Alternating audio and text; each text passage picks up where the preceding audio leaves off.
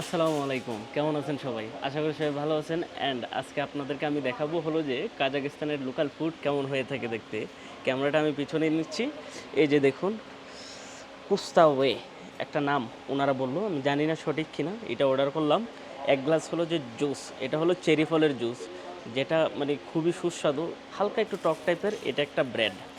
তো সবচেয়ে মজার বিষয় হলো যে এটা হলো আপনার গরুর মাংস, সাথে হলো যে আলু, তারপর এটা হলো ওদের দেশের এক ধরনের ধনিয়া পাতা। মানে ওদের দেশেরই খাবারটা খেতে কেমন হয় লাইভ আপনাদেরকে দেখাবো। তো ক্যামেরাটা ঘুরিয়ে নিচ্ছি, ঘুরিয়ে নিয়ে খাবারটা এখন আমরা টেস্ট করব। এখানকার লোকাল ফুড আশা করি আপনারা খুব এনজয় করবেন। ক্যামেরাটা একটু দূরে নিয়ে নিই। ওকে, বিসমিল্লাহির রহমানির রহিম। প্রথমে স্যুপটা খেয়ে দেখি কেমন হয়। মাশাল্লাহ, অনেক মজা। কেন জানেন? আপনাদের কাছে ভালো লাগবে না, এখানে কিন্তু মই মশলা কিছু নেই, শুধু হলো যে পানি আর হলো যে আলু আর মাংস।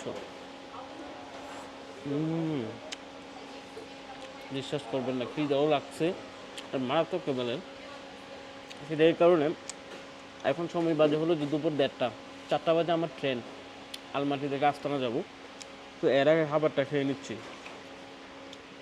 মাংসের স্বাদ অসাধারণ, তবে আমার আর একটু ঝোল দরকার ছিল। স্যুপটা আসলে মজার।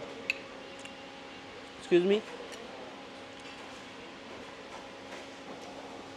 ওর ডাকি, ও মনে করছে ওরা হাই বলছি, ও আমাকে হ্যালো ইশারা দিয়ে চলে গেল। এই হলো যে মাংসের টুকরাটা দেখেন, দেখতেছেন? বাংলাদেশে মশলা টশলা দিয়ে মজাই হয় বাংলাদেশটা, কিন্তু এখানে কোনো মশলা নেই, তারপরে টেস্ট লাগতেছে।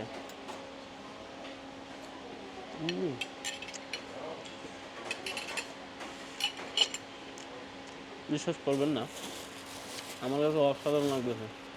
ব্রেডটা দেখেন, এই দেশের মানুষ প্রচুর পরিমাণে ব্রেড খায়।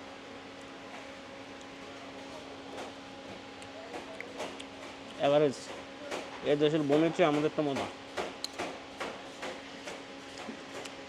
আমার কাছে আলুটাও ভালো লাগতেছে, নট ব্যাড।